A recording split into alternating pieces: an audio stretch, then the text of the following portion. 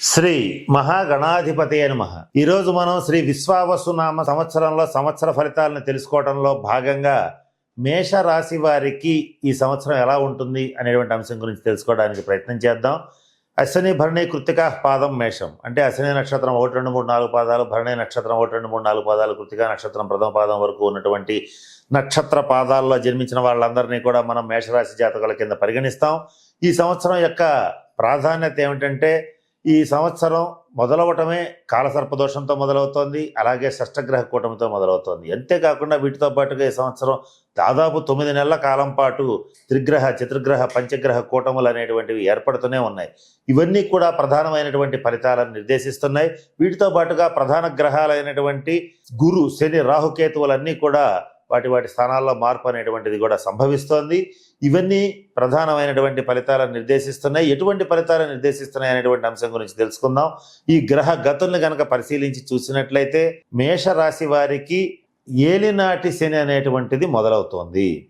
ఈ ఏలినాటి శని మొదలవడం వల్ల, అలాగే తృతీయ స్థానంలో గురువు ఉండడం వల్ల కొన్ని ఇబ్బందులు అనేటువంటివి ఏర్పడతాయి.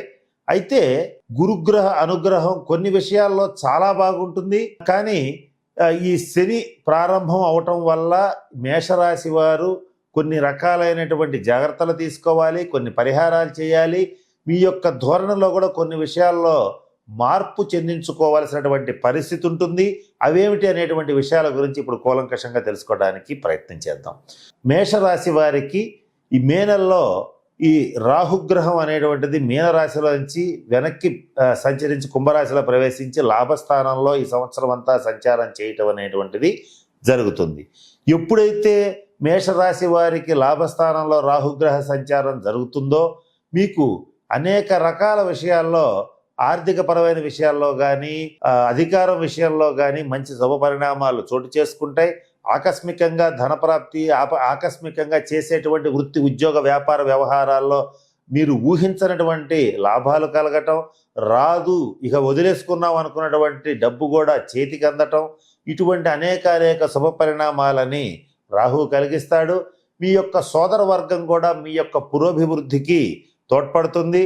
మిత్రులు, సోదర సోదరీమణులు మీ యొక్క పురోభివృద్ధి కోసం నిరంతరం పరితపిస్తారు. మీరు బాగుండాలని 24/7 365 డేస్ కోరుకుంటూనే ఉంటారు. అటువంటి శుభ పరిణామాలన్నింటినీ కూడా రాహు మీకు ఇవ్వటం జరుగుతుంది. తృతీయ స్థానంలో ఉన్న గురుగ్రహ సంచార రీత్యా పరిస్థితులు ఎట్లా ఉన్నా కూడా చాలా బ్యాలెన్స్డ్గా ఆచితూచి నిర్ణయాలు తీసుకోగలుగుతారు. ఇటువంటి శుభ పరిణామాలు గురువు మీకు ఇవ్వటం జరుగుతుంది. 3వ స్థానంలో ఈ గురువు ఉండడం వల్ల ఈయన తన యొక్క దృష్టితో దాదాపుగా మీకు 7వ స్థానాన్ని చూస్తాడు, అలాగే భాగ్యస్థానాన్ని చూడటం అనేటువంటిది జరుగుతుంది. విశేషమైన దృష్టిలతో అన్ని రాశుల్ని, ప్రధానమైనటువంటి స్థానాలని చూడటం వల్ల మేషరాశి వారికి ఏలినాటి శని మొదలైనప్పటికీ కూడా చివరి నిమిషంలో వాటి దుష్పరిణామాల నుంచి తప్పించుకోవటం జరుగుతుంది. ఉదాహరణ చెప్పాలంటే మేషరాశి వారికి ఏలినాటి శని ఎప్పుడైతే మొదలవుతుందో మీకు ఆర్థికంగా మంచి ఇబ్బందులు అనేటువంటివి మొదలయ్యే అవకాశం ఉంది. ఆ రకమైనటువంటి ఆర్థిక ఇబ్బందులు రాగానే చివరి నిమిషంలో ఆ ఇబ్బందుల నుంచి బయటపడేసేటువంటి పరిస్థితి గ్రహస్థితి వల్ల మీకు సంభవిస్తుంది. ఇది కొంచెం విచిత్రంగా ఉంటుంది. ఇక్కడ మేషరాశి వాళ్ళకి మనం ఆదాయ వ్యయాలను గమనించినట్లయితే ఆదాయం ఉంది, వ్యయం 14 ఉంది. అంటే ఆదాయం బాగా తక్కువ ఉంటుంది, ఖర్చు చాలా ఎక్కువ ఉంటుంది. రాజపూజ్యం 5, అవమానం 7. ఇక మరి మేషరాశి వాళ్ళకి ఆదాయం తక్కువ, వ్యయం చాలా అధికంగా ఉంది, డబ్బు మంచినీళ్ళ ప్రాయంగా ఖర్చు అయిపోతుంది. కనుక ఏం చేయాలంటే ఏ రకమైనటువంటి వ్యాపార లావాదేవీలు కానీ, ఆర్థికపరమైనటువంటి లావాదేవీలు కానీ మీ జీవిత భాగస్వామి పేరు మీద చేసేటట్లయితే చక్కగా కలిసి వస్తుంది. ఇక ఆ జాగ్రత్త తీసుకునేటట్లయితే ఆదాయ విషయంలో మీరు ఆర్థికపరమైన విషయాల్లో ఇబ్బంది పడాల్సినటువంటి అవసరం ఉండదు. ఇక్కడ శనీశ్వరుడి యొక్క సంచారం మొదలైంది కనుక మీరు ఆరోగ్య విషయంలో కూడా కొంచెం జాగ్రత్తగా ఉండటం చాలా అవసరం. మేషరాశి వారు ఎవరైతే 40-45 సంవత్సరాలు దాటినటువంటి మేషరాశి వాళ్ళు ఉంటారో వాళ్ళు జీవిత భాగస్వామి ఆరోగ్య విషయంలో కూడా కొన్ని జాగ్రత్తలు పాటించాలి. అశ్రద్ధ చేయకూడదు. వెంటనే తగిన వైద్య సదుపాయాన్ని పొందాలి. అలాగే తగిన శాంతి పరిహార క్రియలు జరిపించుకోవాల్సినటువంటి పరిస్థితులు ఈ సంవత్సరం నుంచి మొదలవడం అనేటువంటిది జరుగుతుంది. ఇక పంచమ స్థానంలో ఉన్నటువంటి కేతుగ్రహ సంచార రీత్యా ఈ సింహకేతువు రీత్యా మీకు సంతానపరమైనటువంటి అంశాల్లో కొంత అసంతృప్తికి గురవుతారు. సంతానంలో ఒకళ్ళు మీ మాట జవదాటి నిర్ణయాలు తీసుకుంటారు. అది మీకు మానసికంగా కాస్త అలజడిని ఆందోళనని కలిగిస్తుంది. అలాగే సంతానం ఎక్కువగా ఖర్చులు పెట్టడం, మీ యొక్క చేయి దాటిపోతారేమో అనేటువంటి పరిస్థితులు కూడా ఈ సంవత్సరం మొదలయ్యే అవకాశం ఉంది. కనుక ఇటువంటి పరిస్థితులు వచ్చినటువంటి వాళ్ళు, మేషరాశి వాళ్ళు ఎవరైనా సరే అనుమానం వచ్చేటట్లయితే వెంటనే కేతుగ్రహానికి సంబంధించినటువంటి శాంతి పరిహార క్రియలను జరిపించుకోవాలి. సర్పక్షేత్రాలను సందర్శించాలి. కేతువుకి సంబంధించి కొన్ని ప్రత్యేకమైనటువంటి పరిహారాలు ఉంటాయి. అవి చేసుకునేటట్లయితే ఆ ఇబ్బందుల నుంచి సునాయాసంగా బయటపడగలుగుతారు. ఈ మేషరాశి వారు ఎవరైతే ఈ సంవత్సరం వివాహ ప్రయత్నాలు చేస్తూ ఉంటారో వాళ్ళకి వివాహ యోగ్యమైన కాలం అని చెప్పవచ్చు. మంచి సంబంధాలు కుదురుతాయి. అలాగే మేషరాశి విద్యార్థుల విషయానికి వచ్చేటట్లయితే విద్యాయోగం చాలా బాగుంది. కాలేజీలో కానీ యూనివర్సిటీల్లో కానీ మంచి టాప్ ర్యాంకులు సాధిస్తారు. విదేశీ విద్య కోసం ప్రయత్నం చేసేటువంటి మేషరాశి వాళ్ళకి చాలా అనుకూలంగా ఉంది. పోటీ పరీక్షల్లో ఉత్తీర్ణత సాధిస్తారు. మేషరాశి ఉద్యోగస్తుల కన్నా వ్యాపారస్తులకి చాలా బాగుంది.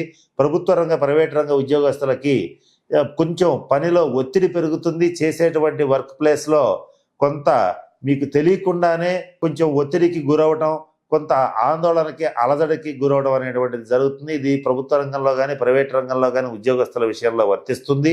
ఇక వ్యాపారస్తుల విషయానికి వచ్చేటట్లయితే లాభాలు బాగా మీరు చూడగలుగుతారు.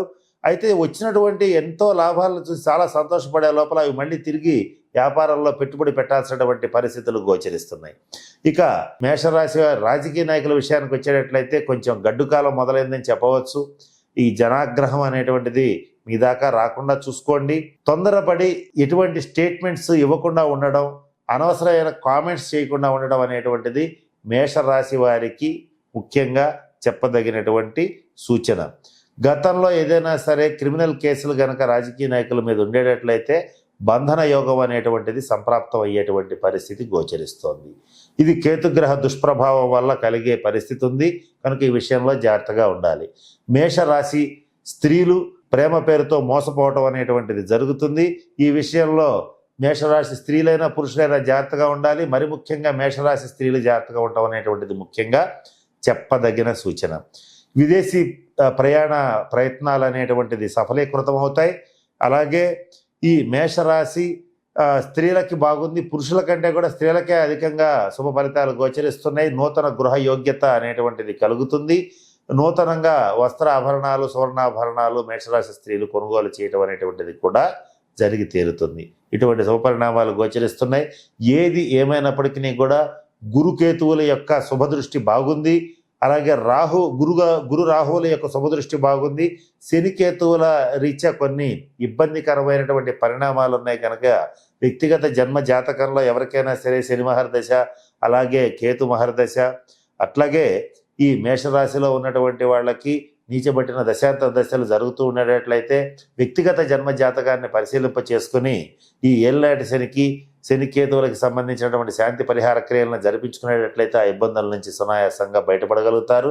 రాహుగ్రహ అనుగ్రహం బాగుంది కనుక ఈ సంవత్సరం నుంచి తప్పనిసరిగా, అంటే విశ్వావసనామ సంవత్సరం నుంచి తప్పనిసరిగా రాహుగ్రహ అనుగ్రహం కోసం విజయవాడ కనకదుర్గ అమ్మవారిని కానీ స్త్రీ దేవతారాధన కానీ చేసేటట్లయితే ఇటువంటి ఇబ్బందుల నుంచి సునాయాసంగా బయటపడగలుగుతారు. కనుక నేను చెప్పినటువంటి అన్ని అంశాలను దృష్టిలో పెట్టుకుని మేషరాశి వాళ్ళందరూ తగిన శాంతి పరిహార క్రియలను పాటించి చక్కగా అష్టైశ్వర్యాలతో భోగభాగ్యాలతో ఉండాలని మనస్ఫూర్తిగా పరమేశ్వరుని ప్రార్థిస్తూ సెలవు తీసుకుంటున్నాను. స్వస్తి.